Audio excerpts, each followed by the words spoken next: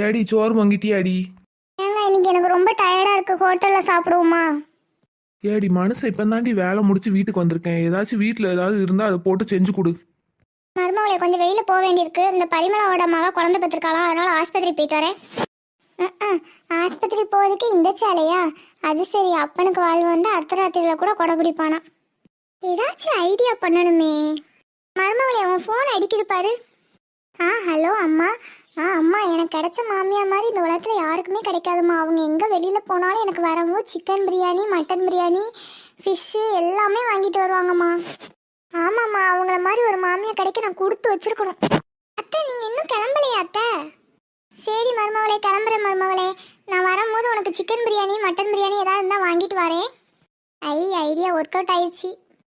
சரிங்க அத்தை. இன்னொரு விஷயம் அத்தை, போகும்போது எங்கே போகிறீங்கன்னு கேட்கக்கூடாது, வரும்போது எப்போ வருவீங்க?